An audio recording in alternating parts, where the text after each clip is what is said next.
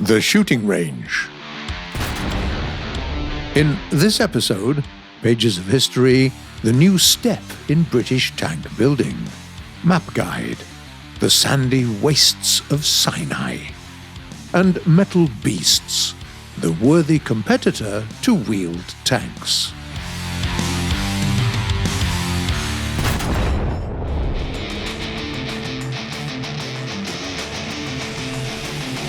When someone mentions Rank 6 light tanks, everyone usually thinks of an 8-wheeled armored vehicle racing along a wide highway. Today, though, we'll go back to more traditional tracked machines.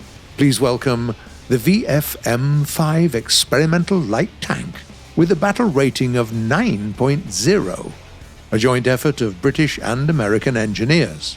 The American FMC designed its hull based on an existing prototype air-portable tank, while the British Vickers Defence Systems worked on the turret. The VFM-5's main caliber is a two-plane stabilized 105mm gun with elevation angles between -10 and +20 degrees. Auxiliary weapons include a large caliber Browning and a coaxial machine gun. The tank is additionally fitted out with a night vision device and smoke launchers. The crew layout is traditional, with the driver in the front and the other tankers in the turret.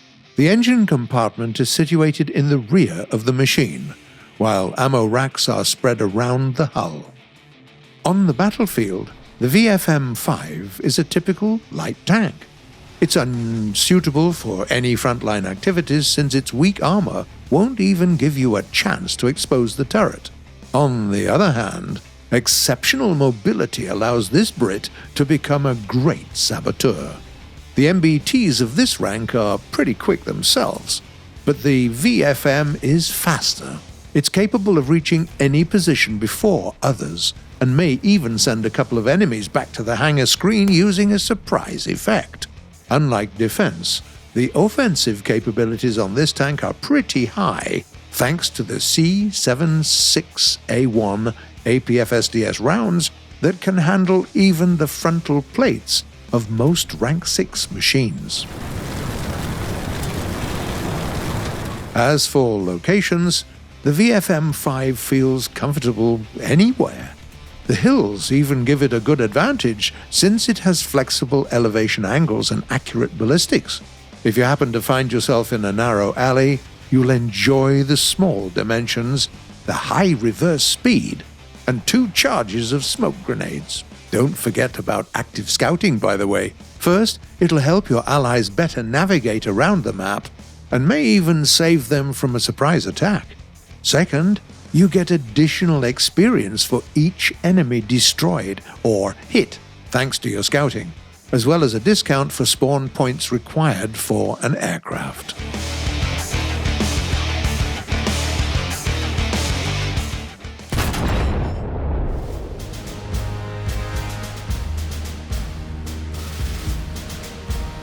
By the mid-50s, the British had to admit the time for the medium Centurion and the heavy Conqueror was over. They needed a completely new universal tank as a replacement. Meanwhile, the Germans, together with the French, had started a joint program to develop the Leopard and the AMX-30. Back then, it was believed that it would be impossible to defend tanks against missiles and newest explosive rounds. So everyone and their uncle tried to strip tanks of armor to win some speed. Britain, however, chose its own way. The experience their Centurions received in Korea showed that tanks indeed still needed their armor. Missiles were a danger, of course, but there were also landmines and anti-tank guns, and that's where some armor would come in really handy. That's why for the Chieftain MBT, the engineers decided to significantly increase the frontal armor together with mobility and weaponry, and naturally, they did it in a very British way. The Chieftain's main caliber is a 120mm gun.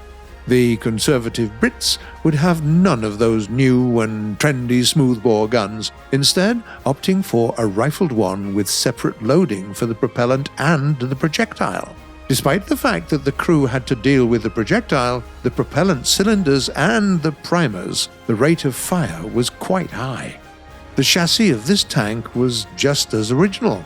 While other Western armies had long ago got used to independent torsion bar suspensions, the Chieftain received an outdated Horstmann bogie-type suspension that looked archaic even on the Centurion. It was simply not meant for high speeds. But as a compensation, it allowed for a hull with heavily sloped sides and an uneven underbelly. Such geometry provided a better protection against anti-tank mines.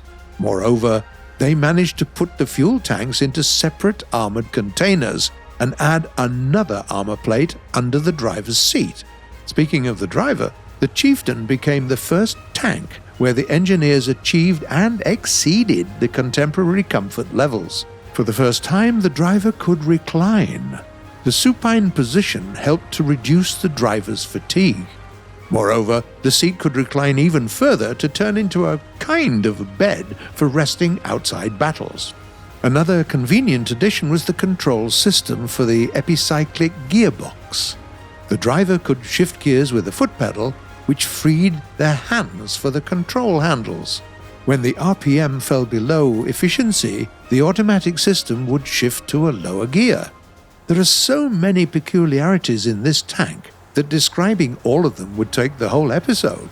There was one single thing in the Chieftain that we cannot ignore, however. A boiler to heat up food and water. You can postpone a war, but never the 5 o'clock tea.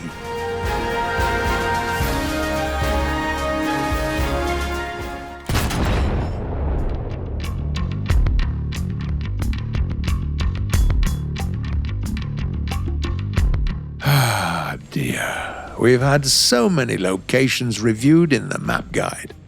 The autumnal Eastern Europe landscapes, the green vistas of Poland, the sunny beaches of Normandy, the narrow streets nearby the Rhine. A desert, however, is a rare guest in this section. Well, when else but now, in the middle of winter? Let's talk about playing the sandy Sinai. We'll start with the northern team. The first positions for them are near the rock west of Point C. There are several possible scenarios here. Controlling the approaches to the capture area, the uphill path to the center of the map, and the routes to Point B. Moreover, from here, you'll be able to flank enemy forces rushing Point C itself. Another useful position is found inside the capture area around the rock. If your enemy ignores the capture, you'll have no problem taking control over it. If you do find enemy tanks nearby, you can risk capturing one, but not before putting up some smokes. The next position is found closer to the center of the map, a little east of Point B. It might seem a shorter way from the eastern spawn point, but it's not. Despite a longer distance, getting there from the western point is much safer and more direct, which will keep your speed and shorten the overall time required. Finally, after getting to the position, you can control enemy approaches to Point B and might even help your allies around Point C. Once your team has strengthened its positions and held off against the first wave of enemy, you can consider capturing B. Now, what's next? The flank, Point A. To control it, you find it useful to occupy a position near the rocks in square C3. We recommend that you head to it from square B2 to avoid exposing your vehicle. If you do it quickly enough, you might get a chance to score a frag on behalf of an enemy rushing it alongside the first line. You will spot them in an opening between the rocks around Point A. Having got there, stay for a while to control the approaches, and once the flank is clear, you can participate in a capture yourself. Now, what can the southern team do? Their actions basically mirror the northern teams. The first positions are found near the big rock next to Point C. They allow you to control the closest approaches and the center of the map. Don't rush for a capture, though. The southern team has almost no cover next to the point, and even the buildings aren't that safe. So you'll be vulnerable while moving towards C. Your best action would be holding the enemy and preventing them from taking initiative. The next position is behind a rock next to point B. The safest way to it lies from the western spawn point. Your task here is easy. Cover point C. Once the enemy lines are thinned out, you can head on to capture point B. Now, the next position is found in square E3. When you set off to it, pay attention to the neighboring square B2. There, you might get a chance to catch an enemy tank trying to get to the first line. The distance to them is only between 700 and 800 meters, so hitting them with your first shot won't pose a big issue. Once you get to the position, assume control over the approaches to the capture area, and snipe those who get there too fast or too carelessly. If your tank has a sturdy turret and good elevation angles, you'll enjoy a position east of point A. Here, you can hide on the incline, forget about being flanked, and concentrate on the enemies in front of you. Finally, the last useful positions we'd like to share with you are situated along the first line. If the enemy manage to slip to the road, you'll have to meet them first. There's no point in sitting at the edge of the map, so they're bound to drive right into your sights soon enough. When the most cunning enemies are dealt with, you can risk capturing point A, with some smokes, of course. That's it for the tactics we wanted to share with you today.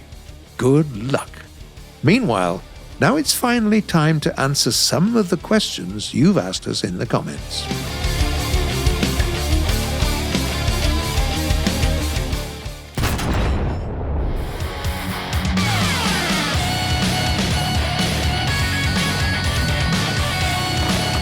The first question was sent by a player called Making GJ. Should I research the A4E early or the Me 262A 1AU1? Hi there. Both planes are great for mixed battles. The A4E can carry up to 5 bullpup guided missiles, while the Me 262 is armed with 30mm cannons capable of penetrating even tanks. So naturally both are worth researching. But first, consider what ground vehicles you've already got, because you will use them together in your set. Philip Orkelind asks, how do you change the color of your aerobatic smoke? Hey there, Philip. The aerobatic smoke color can be changed in Options, Air Battle Settings, Aerobatic Smoke Type. Another question comes from Pratim Raut. Are there any anti-ship missiles for planes in the game? Hello there, of course. These missiles are generally used for more than ships, though, hence they're called air-to-surface missiles. The most notable ones are the American Tiny Tim and Bullpup, and the Soviet Ha-23 and Ha-66. Aviation Alex writes, where can I find the controls for guided bombs like the Fritz X? Hi there. Go to Controls, Aircraft, Weaponry, and set up key binds for Your Axis for aimed weapons and Pitch Axis for weapons aiming. And the last comment for today was written by Tanji Le Hanaf. Challenge the famous 3,000-foot split S with the MiG-21.